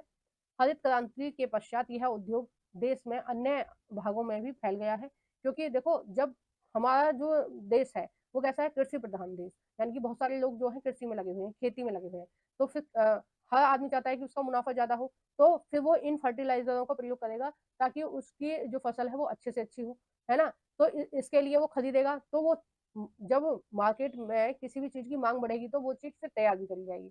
इसलिए ये जो उद्योग है अन्य अन्य क्षेत्रों में फैल गया है, जैसे गुजरात, तमिलनाडु, उत्तर प्रदेश, पंजाब, केरल कुल उर्वरक उत्पादन का लगभग 50% उत्पादन करते हैं। अन्य महत्वपूर्ण राज्य ये है, ठीक है। आइए नेक्स्ट देखते हैं, सीमेंट उद्योग। सीमेंट तो आप जानते होंगे, जो घर मकान बनते हैं उसमें सीमेंट का प्रयोग होता है। इसमें लिखा है, निर्माण कार्य जैसे घर, कारखाने, पुल, सड़कें, हवाई अड्डा, बांध तथा अन्य व्यापारिक प्रतिष्ठानों के निर्माण में सीमेंट आवश्यक है। इस उद्योग को भारी एवं स्थूल कच्चे माल जैसे चूना पत्थर, सिलिका, जिप्सम की आवश्यकता होती है। अब ध्यान रखना, पूछा जाएगा सीमेंट उद्योग के लिए किस किस माल की जरूरत होती है, तो आपको ध्यान रखना किसकी। देखो ये कंपटीशन एग्जाम में भी पूछा जा चुका है कि सीमेंट उद्योग के लिए हमें किन चीजों की आवश्यकता होती है, चूना पत्थर, सिलिका, जिप्सम, ठीक है, इनकी आवश्यकता होती है। रेल परिवहन की अतिरिक्त इसमें, और हमें परिवहन में किसकी आवश्यकता होगी, रेल की आवश्यकता होगी, ताकि जो सीमेंट है एक स्थान से दूसरे स्थान हम बेचने के लिए ले जा सकें। कोयले की आवश्यकता होगी और विद्युत ऊर्जा की, ठीक है, तो ये तो कंपलसरी है, कोयला और विद्युत ऊर्जा जो है वो ज्यादातर जितने भी आपके वो है उन सभी के लिए ही जरूरत होती है इसकी, उद्योगों के लिए, ठीक है। नेक्स्ट है, इस उद्योग की इकाई गुजरात में लगाई गई है, क्योंकि यहाँ से इसे खाड़ी के देशों के बाजार में उपलब्ध कराया जाएगा। खाड़ी के देश कौन सा है, कौन से हैं, जो अरब कंट्रीज हैं उनमें हम बेच सकते हैं सीमेंट को, ठीक है। इसलिए उद्योग कहाँ लगाया गया, गुजरात। गुजरात में तैयार होगा और पानी के जहाज में लदेगा और अरब कंट्रीज में बेच लेंगे हम, और उससे हमें पैसे मिलेंगे। नेक्स्ट है, पहला सीमेंट उद्योग सन, देखो ये इंपॉर्टेंट है, सन 1904 में चेन्नई में लगाया गया, ठीक है, ये इंपॉर्टेंट है, इसको ध्यान रखना। स्वतंत्रता के पश्चात इस उद्योग का प्रसार हुआ है। तो दो चीज इसमें इंपॉर्टेंट थी, एक तो कब लगाया गया और कहाँ लगाया गया, ठीक है, तो ये वाला पॉइंट इंपॉर्टेंट है। और इस सीमेंट उद्योग के लिए कौन कौन सी चीजों की जरूरत होती है, ये दो पॉइंट इंपॉर्टेंट है बस इसमें। मोटर गाड़ी उद्योग के बारे में लिखा है, और लिखा है इसमें कि मोटर गाड़ी उद्योग का मतलब है साइकिल, स्कूटर, दो पहिया, तीन पहिया, ऑटो है या बस है, ट्रक है, कारें हैं, ट्रेन नहीं सॉरी, कारें हैं, ये सब जो चीजें हैं, ये इनको बनाने का जो उद्योग है इसको बोलते हैं मोटर गाड़ी उद्योग, ठीक है। नेक्स्ट है इसमें, देखो ये जो उद्योग है ये कहाँ कहाँ है, ये मेनली दिल्ली में है, गुड़गांव में है, मुंबई में है, पुणे में है, चेन्नई, कोलकाता। इसमें इसका बहुत ज्यादा कोई इंपॉर्टेंट लग नहीं रहा है मुझे, बस आप ये ध्यान रखना कि मोटर गाड़ी उद्योग में कौन कौन सी चीजें आती हैं, ठीक है। नेक्स्ट है ये थोड़ा इंपॉर्टेंट है, क्योंकि आजकल इसका ही आगे आगे जमाना आने वाला है, तो इसको थोड़ा सा ध्यान रखना। इसमें क्या है, सूचना प्रौद्योगिकी तथा इलेक्ट्रॉनिक्स उद्योग, ठीक है। सूचना प्रौद्योगिकी का मतलब हो गया आपका इंफॉर्मेशन टेक्नोलॉजी, ठीक है। तो इसके बारे में, इंफॉर्मेशन टेक्नोलॉजी के बारे में क्या दे रखा है, आइए देखते हैं। इलेक्ट्रॉनिक उद्योग के अंतर्गत आने वाले उत्पादकों में ट्रांजिस्टर से लेकर television, telephone, cellular phone, telecom और टेलीफोन एक्सचेंजर और रेडार, कंप्यूटर या दूरसंचार उद्योग के लिए उपयोग करने वाले अन्य उपकरण बनाए जाते हैं, ठीक है। आप समझ पा रहे हैं, जो भी चीजें हैं ये सारी किससे हैं, सूचना प्रौद्योगिकी से संबंधित है। सूचना प्रौद्योगिकी, देखो टेलीविजन के द्वारा भी हम सूचनाओं को देखते हैं, समाचार या कोई भी चीज हम देखते हैं, टेलीफोन के द्वारा हम बात करते हैं, सेलुलर फोन या टेलीकॉम, ये सब क्या है, ये एक तरह से सूचना प्रौद्योगिकी से रिलेटेड है, ठीक है। दूर संचार उद्योग, ये सब किससे रिलेटेड है, सूचना प्रौद्योगिकी से रिलेटेड है, ठीक है। तो इस तरह का जो उद्योग है वो कहाँ है, बेंगलुरु भारत की इलेक्ट्रॉनिक राजधानी है, ठीक है। और बेंगलुरु को सिलिकॉन वैली भी बोलते हैं, क्या बोलते हैं, बेंगलुरु को सिलिकॉन वैली भी बोलते हैं। और ध्यान रखना, भारत की इलेक्ट्रॉनिक राजधानी कौन सी है, बेंगलुरु, ये क्वेश्चन बनेगा तो इसका आप ध्यान रखना। इलेक्ट्रॉनिक सामान के अन्य महत्वपूर्ण उत्पादक केंद्र मुंबई, दिल्ली, हैदराबाद, पुणे, चेन्नई, कलकत्ता और लखनऊ है। इस उद्योग का सर्वाधिक संकेंद्रण बेंगलुरु, नोएडा, मुंबई, चेन्नई, हैदराबाद और पुणे है। ये वाली लाइन याद रखना, जो मैं अंडरलाइन करती हूँ उसको याद रखना। ठीक है। यह भी अत्यंत रोचक है कि भारत में सूचना प्रौद्योगिकी उद्योग के सफल होने के कारण हार्डवेयर व सॉफ्टवेयर का निरंतर विकास हुआ है। ठीक है। बाकी सारी जो चीजें हैं वो अपने देश में ही बनाई जा रही है, निर्माण की जा रही है और प्रयोग की जा रही है। अब देखो, इसी के साथ हम इस वीडियो को समाप्त कर रहे हैं। वीडियो क्योंकि बहुत ज्यादा लंबी हो गई है तो अपलोडिंग में प्रॉब्लम होती है। मेरे पास बहुत महंगा और अच्छा सिस्टम नहीं है। ठीक है। एक सस्ता सा फोन है जिससे ये वीडियो अपलोड की जा रही है, रिकॉर्ड की जा रही है। तो उसमें 1 घंटे से ऊपर की अगर वीडियो हो जाए तो फिर थोड़ी दिक्कत हो जाती है। ठीक है, क्योंकि सस्ता फोन है। तो आपको वीडियो कैसी लगी है प्लीज कमेंट बॉक्स में बताना। और नेक्स्ट जो आपका पार्ट रहेगा उसमें मैं बताऊंगी औद्योगिक प्रदूषण के बारे में, पर्यावरण निम्नीकरण के बारे में, किस तरह से पर्यावरण प्रदूषण होता है या निम्नीकरण होता है उसके बारे में बताऊंगी। और उद्योग से कौन कौन से हमारे प्रदूषण होते हैं, वायु प्रदूषण किस तरह से होता है, आपका जल प्रदूषण किस तरह से होता है, तापीय प्रदूषण किस तरह से होता है, और ये सारी चीजें मैं बताऊंगी। और देखो, ये मैप जो था ये बहुत इंपॉर्टेंट है और जो देखना हम भूल गए, चलो अब देख लेते हैं जल्दी से। ये कुछ पॉइंट देख रहे हैं आप भारत के नक्शे पर, और ये पॉइंट किससे रिलेटेड है, ये है सॉफ्टवेयर टेक्नोलॉजी पार्क है। ठीक है। कौन कौन से, एक तो श्रीनगर है, ध्यान रखना, मोहाली है। ठीक है। और आपका नोएडा है, नोएडा को तो आप सभी लोग जानते हैं, गुवाहाटी है। ठीक है। और जयपुर है, इंदौर है ना, हैदराबाद है, मुंबई है, पुणे है, भुवनेश्वर है। ये आप याद रखना कि कौन से स्टेट में कौन कौन से शहर में है। ठीक है। ये जो केंद्र है, जो कुछ सॉफ्टवेयर टेक्नोलॉजी के जो केंद्र हैं वो कौन कौन से स्टेट में है, ये आपको याद रखना पड़ेगा। तो ये पूरा मैप आपको रखना ही पड़ेगा। मैं इसके ऊपर एक शॉर्ट वीडियो भी बना दूंगी, उसके बाद हम ये सारे प्रदूषण देखेंगे नेक्स्ट पार्ट में।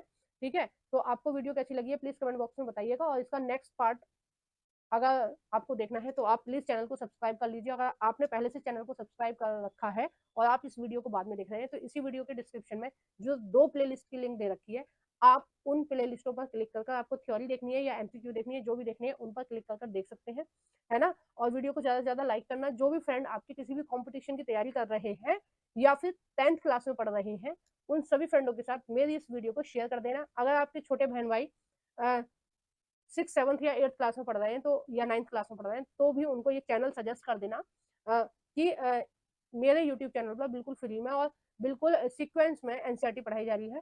और कोई चार्ज नहीं है, सारी वीडियो फ्री में मिलेंगी, बिल्कुल सीक्वेंस में मिलेंगी और एमसीक्यू भी है।